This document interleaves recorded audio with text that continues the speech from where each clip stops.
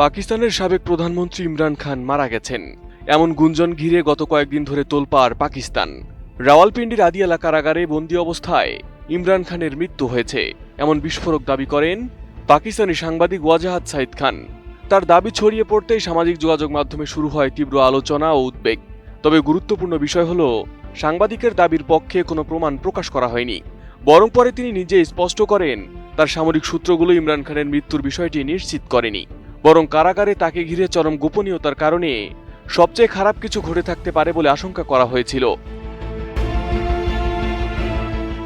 তবে গুজব হলেও বিষয়টি গুরুত্ব পায় ভারতের বিভিন্ন গণমাধ্যমে। এনডিটিভি, মিন্ট, ইন্ডিয়া টুডে সহ একাধিক ভারতীয় গণমাধ্যমে ইমরান খানের মৃত্যু নিয়ে ছড়িয়ে পড়া দাবির খবর প্রকাশ করা হয়। এসব প্রতিবেদনে মূলত পাকিস্তানি সাংবাদিক ওয়াজাহাত সাইদ খানের দাবিকে কেন্দ্র করেই ইমরানের সম্ভাব্য মৃত্যুর বিষয়টি তুলে ধরা হয়। পরে পরিস্থিতি উত্তপ্ত হয়ে উঠলে পাকিস্তানের সামরিক বাহিনী বিষয়টি নিয়ে সরাসরি প্রতিক্রিয়া জানায় বলে ভারতীয় সংবাদ মাধ্যমগুলো দাবি করে। তাদের প্রতিবেদনে বলা হয়, আন্তঃবাহিনী জনসংযোগ পরিদপ্তর আইএসপিআর ইমরান খানের মৃত্যুর খবরকে মিথ্যা ও ভিত্তিহীন বলে প্রত্যাখ্যান করেছে এবং তিনি আদিয়ালা কারাগারে জীবিত রয়েছেন বলে জানিয়েছে।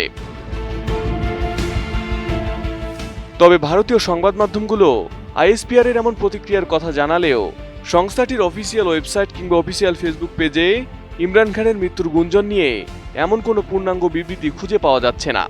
এমনকি পাকিস্তানের পরিচিত কোনো গণমাধ্যমেও এমন খবর খুঁজে পাওয়া যায়নি। ফলে আইএসপিআর এর কথিত বিবৃতির মূল উৎস কি, সেটি নিয়েও প্রশ্ন উঠছে। এদিকে পাকিস্তানি সাংবাদিক ওয়াজাহাত সাইদ খানও পরে নিজের দাবির ব্যাখ্যা দিয়ে জানান, তার সামরিক সূত্রগুলো ইমরান খানের মৃত্যুর কোনো প্রমাণ দেয়নি। মূলত ইমরান খানের স্বাস্থ্য ও কারাগারে তার সঙ্গে যোগাযোগের সুযোগ নিয়ে দীর্ঘদিন ধরেই উদ্বেগ রয়েছে। চলতি বছরের শুরুতে তার ডান চোখের দৃষ্টিশক্তি মারাত্মকভাবে কমে যাওয়ার খবর প্রকাশিত হয়। তার পরিবার ও আইনজীবীরা চিকিৎসা এবং নিয়মিত সাক্ষাতের সুযোগ নিয়ে অভিযোগ করে আসছেন।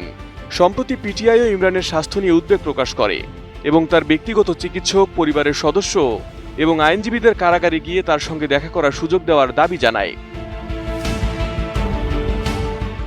2023 সালের আগস্ট থেকে কারাগারে রয়েছেন ইমরান খান। তার বিরুদ্ধে একাধিক মামলা ও সাজা রয়েছে, যার মধ্যে আল কাদির ট্রাস্ট দুর্নীতি মামলাও রয়েছে। তার দল ও সমর্থকদের অভিযোগ, এসব আইনি পদক্ষেপ রাজনৈতিক উদ্দেশ্য প্রণোদিত, যদিও পাকিস্তানের কর্তৃপক্ষ সেই অভিযোগ অস্বীকার করে। ফলে ইমরান খানের কারাবন্দিত্বকে ঘিরে আগে থেকে যে অবিশ্বাস ও উত্তেজনা ছিল, মৃত্যুর গুঞ্জন সেটিকে আরও বাড়িয়ে দিয়েছে। Arif Hasan, ATN news.